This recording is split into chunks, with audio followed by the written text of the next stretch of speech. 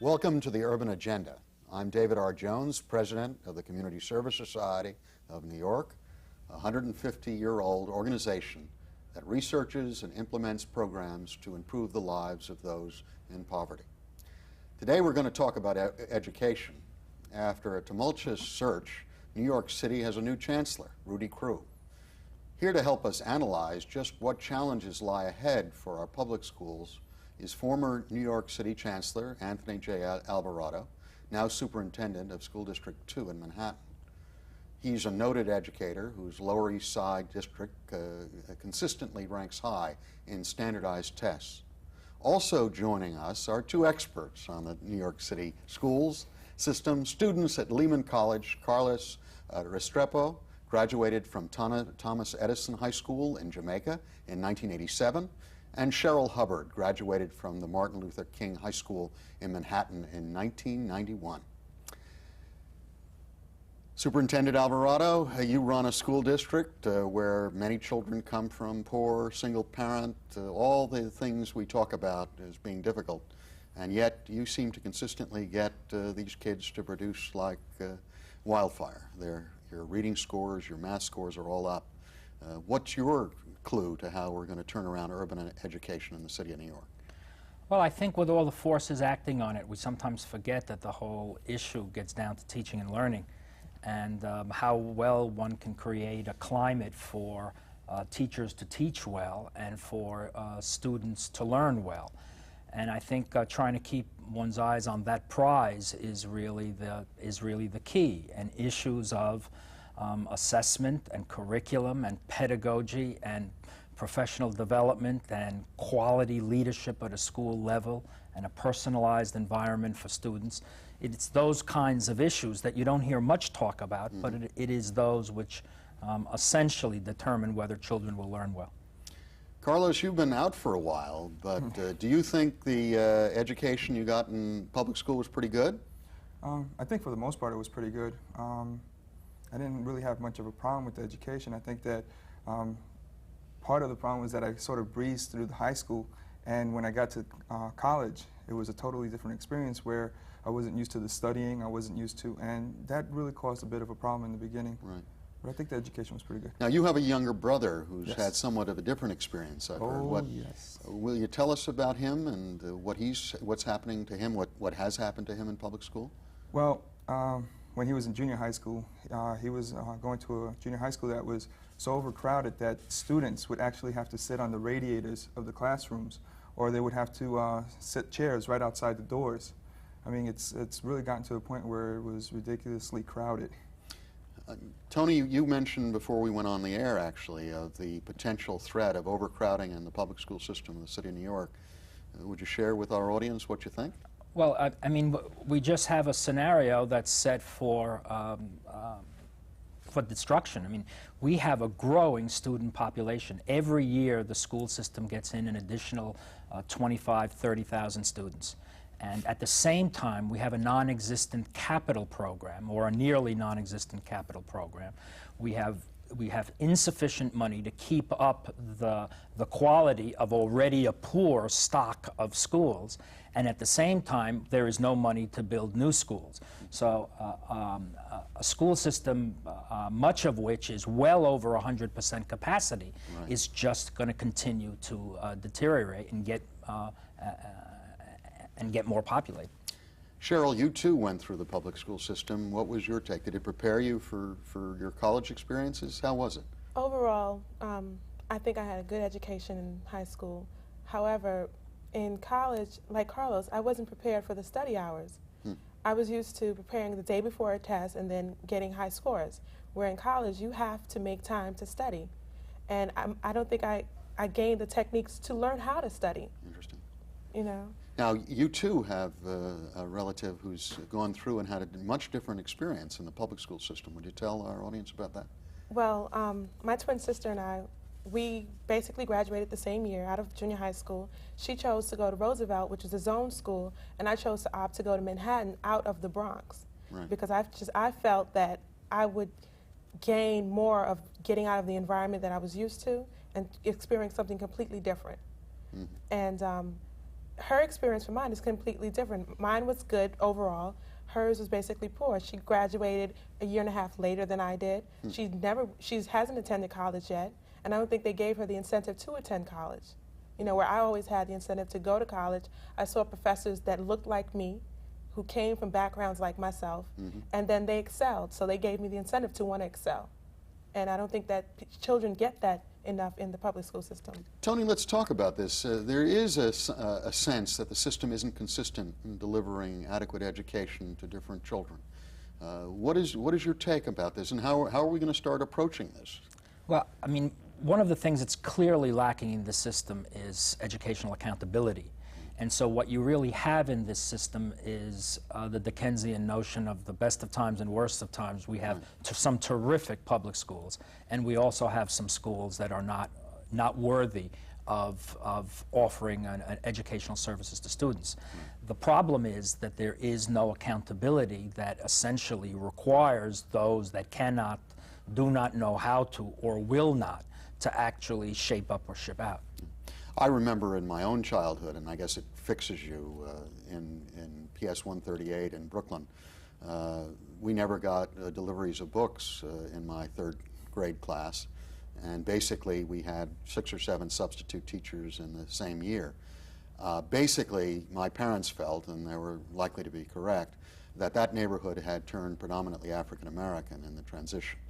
And at that point, there was no question what was going on in terms of service delivery. What was shocking to me is that I start to hear some of the same stories in many of the inner city neighborhoods that I know about, the South Bronx and Bedford-Stuyvesant, Bushwick, Central Harlem.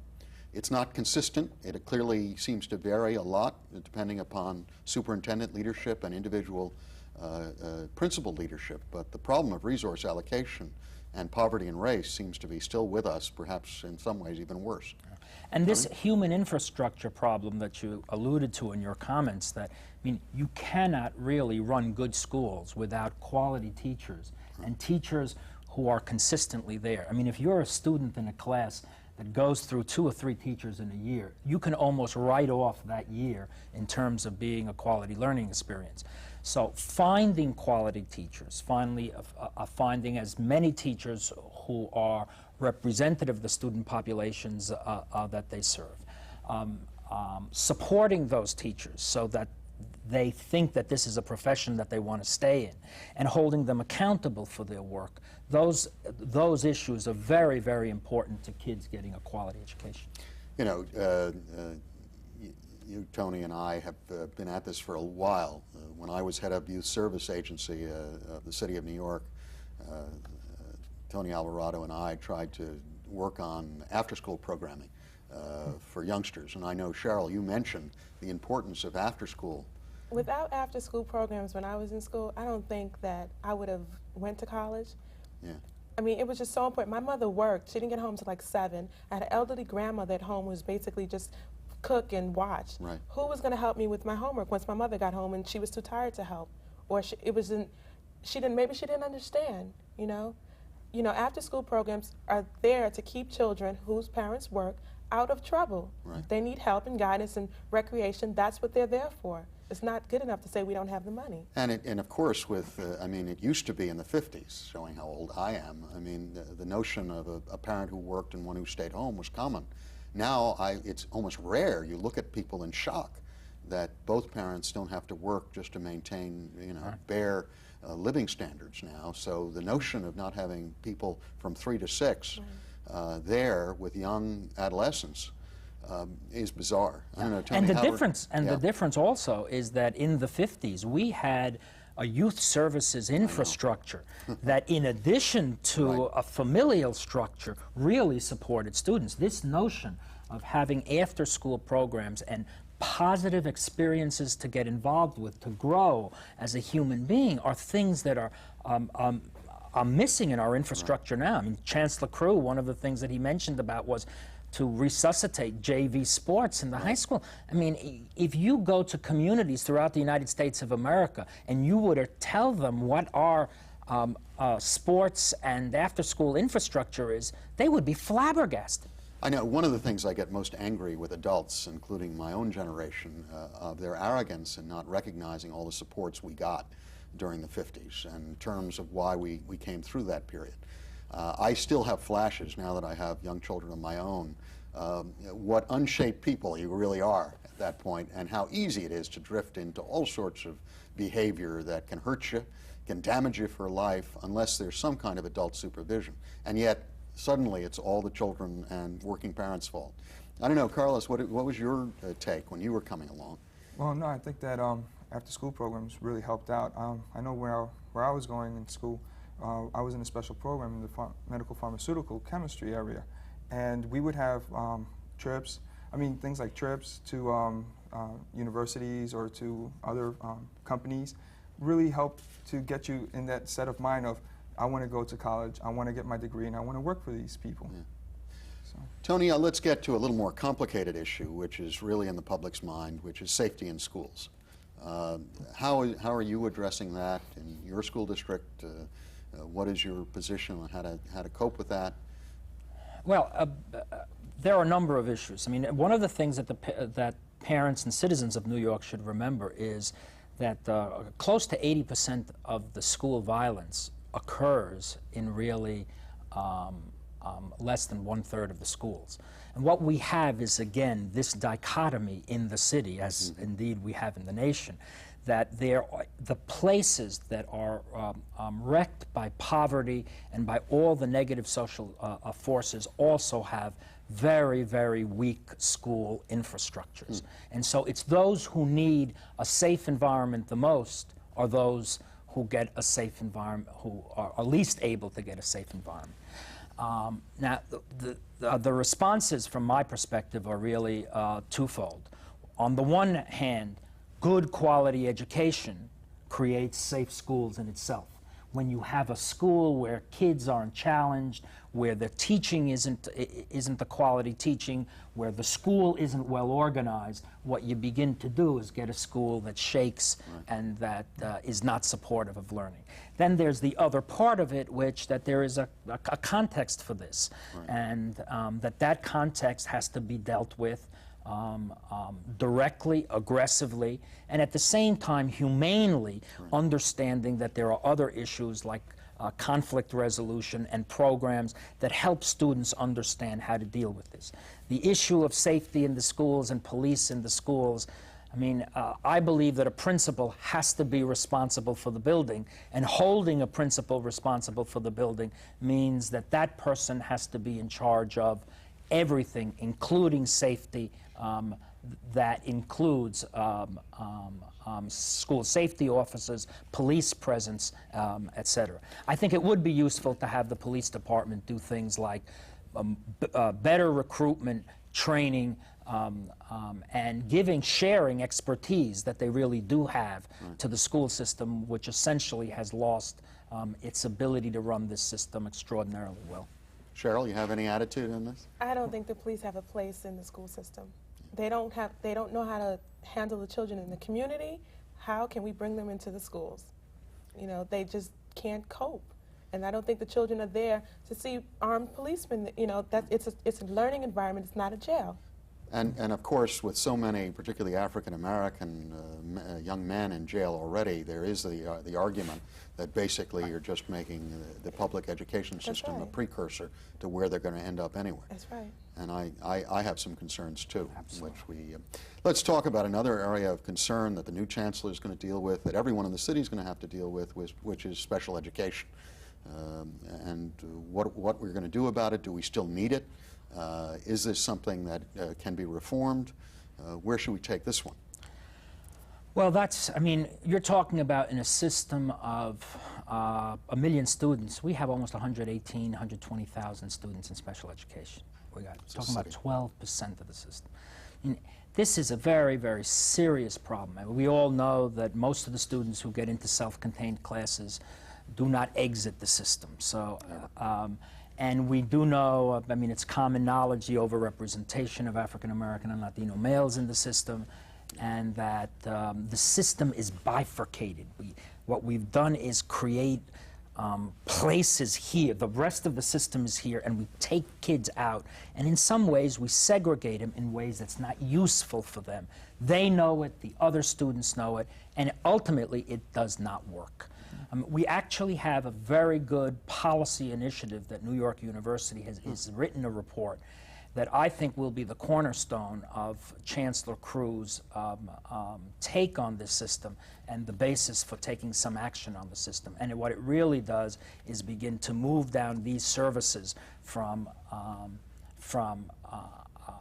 analyzing students and actually finding out who should go in and out, and embedding them into direct services to students at the school level, and to build in prevention rather than to deal with students after they are in special education, and to get lots of eyes looking at kids. The minute that you almost allow one set of eyes to make a determination of whether a student should be in special education, you can be sure that more kids will wind up in there that really belong in there. But we actually have some good outlines. To do something, okay. And we all look forward to that end. Cheryl? I think special education has become a place, it's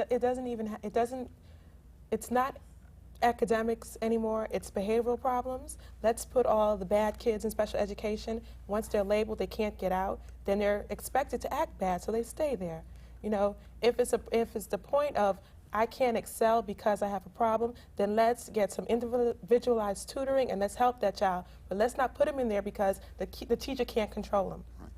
Carlos, I have another question, which is there's been a lot of discussion, including our mayor, who said the only model we should follow is that of Catholic school education. Do you have any feeling about that? I mean, you had a fairly decent experience in public school. Yeah. Is that what we need? I don't think so. Okay. I think that what we need is to focus more on the attention that's given to the students. Like was stated, I mean, the individual attention that goes on within the classroom is the most important thing in education, and it builds up the morale, it builds up the self-confidence of a student, which is, I think, the most important thing. And get over the politics and get on to the education. I have to agree with you because I remember just going back to trying to reflect on my own childhood. In third grade, when they tested me, I couldn't basically read. I managed to get through Yale Law School, but I couldn't read in third grade coming out of Edward Stuyvesant school system. But moreover, I think I'd be, by any standards, a discipline problem. And I'm wondering how very restrictive schools that don't allow that kind of free thinking, putting it most nicely in my case, I don't think I would have survived in a very restricted environment, particularly since my views sometimes became rather outrageous, even as a kid. So I'm wondering what kind of setting would hold our kids, some of whom have to grow up in very tough streets. Tony, well, I just want to get to this issue of prevention for a second, and the issue of reading. Sure. If you don't know how to read after a while, you are putting a student in an untenable situation. Yes. And the truth is that the issue of reading is no longer a pedagogical problem for the profession. We now know how to teach essentially all children how to read well. Right. And the profession's and the system's inability to put that knowledge into systemic use is really one of the major forces that drive students into things like special education. One of the things that I get so disturbed with people, they talk about the internet and using computers. And they say, we're going to make sure that minority children and poor children get on the internet. And it's becoming a joke. When you can't read or do mathematics, to be on the internet is one of the silliest things I've ever heard of. And, you know, it's this kind of we'll fix it with a tool rather than putting in the interventions of first-class teaching and the assignment. Yes, Carlos? I think that what they should really be focusing on is not the high technology and fancy gadgets, but just the basics of getting down in repetitive teachings and going back to reading and basics in the lower grades. And not only that, I think the teachers have to be accountable for what they do in the classroom. They have, I mean, you're there, you know these children almost a year. Right. You should know their competence level. You should know where they need special help. And you should be willing to sacrifice a couple of hours lunchtime, after school, whatever, to teach them on an individual basis, because I may have a problem in class, but I'm not going to tell you in front of my entire class. Right. I may need some one-on-one help, and if they're not willing to do that, then they shouldn't be in the school system. You know, there are two important issues here. Yeah. One is this sense of personalized instruction. Right. That students have to be known well by teachers, and there has to be an opportunity for a discussion around issues that are important. But aren't the budget cuts affecting the class size almost immediately? Isn't that what's going by the boards here? Well, David, one of these issues, let's be very clear. Right. The system's inability right now, the fiscal instability in this system and the underfunding of this system is something that very often gets lost in the governance quest that New York City has been on for almost 30 years, and how do we get the governance right? This system is now severely underfunded. It will continue to be underfunded. We can get some further efficiencies in a malconstructed system. I'm the first one to argue for that. But just bottom line, our priority for education in New York City is clearly not where it should be.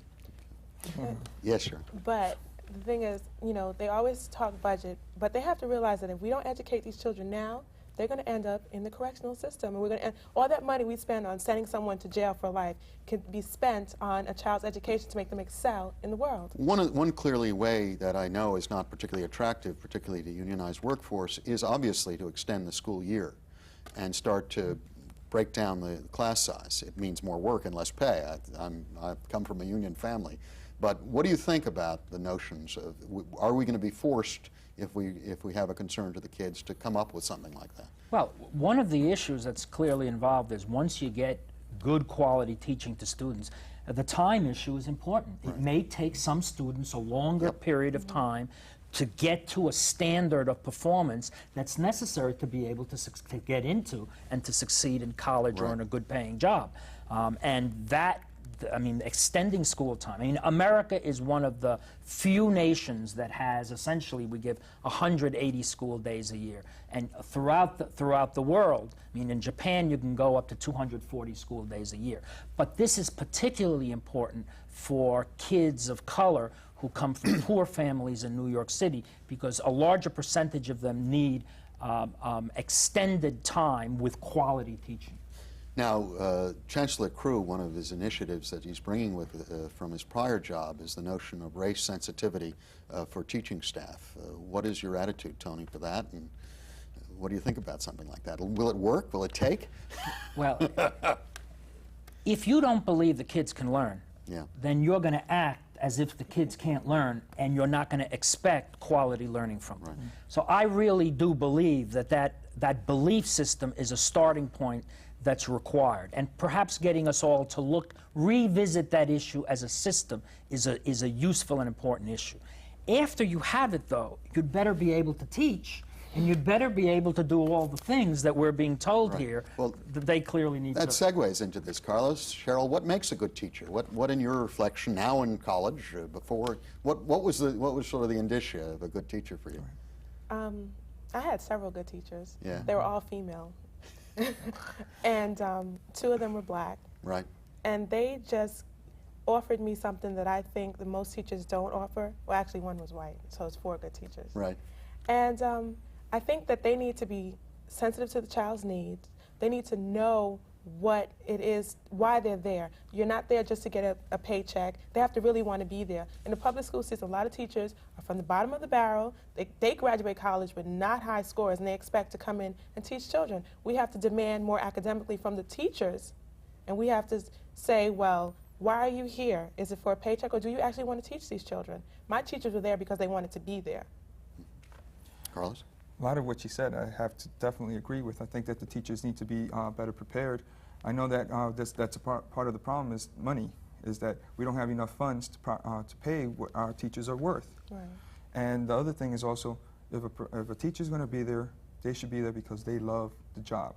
I mean, if you're going to be there and you're going to say, I'm here from 8 to 3, and then at 3:30 I'm out, that's not someone who's going to cut the mustard. Tony, you seem to attract some of the finest teachers in the system. I think you've made history with that. What are the ingredients for keeping the first-class teaching cadre you have? Well, I think you have to pay attention to the human resource system. I think you have to go out and look for the best. I think you also have to create a system that's professional, where teachers want to stay.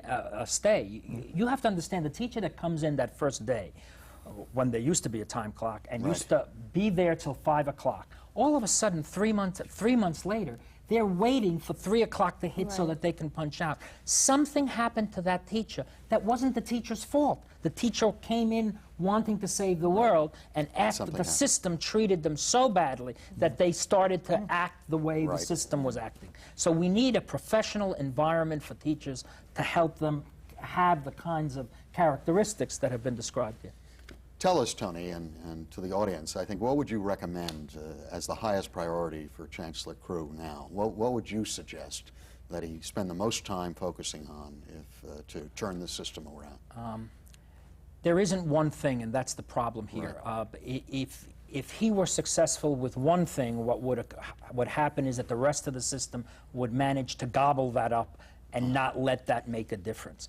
But the number of things, he really does have to spend time on and focusing the system on teaching and learning, getting quality teachers, making them and helping them to teach better, having quality expectations in terms of curriculum, the work that students are supposed to do, and accountably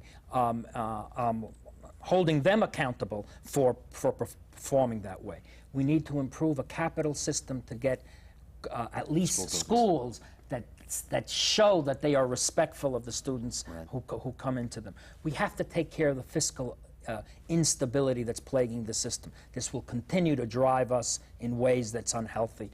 And the governance issue, in some ways, does have to be addressed because it's just too much of a distraction for us. Cheryl, what would you suggest, very briefly, to the new chancellor? Cut down class size and bring back the after-school programs.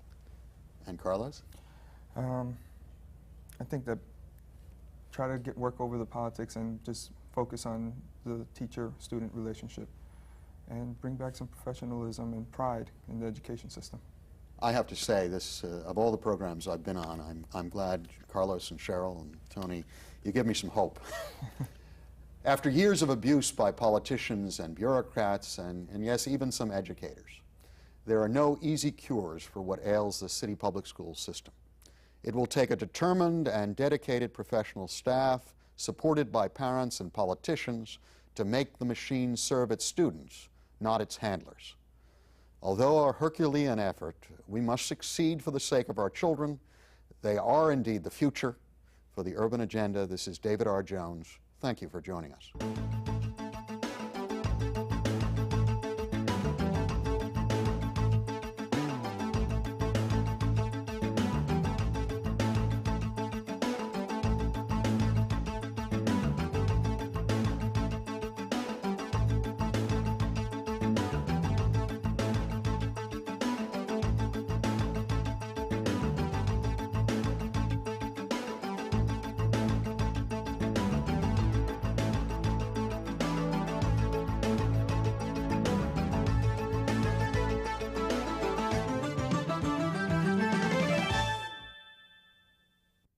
To comment on the Urban Agenda or for more information on CSS, contact Community Service Society of New York, 105 East 22nd Street, New York, New York, 10010.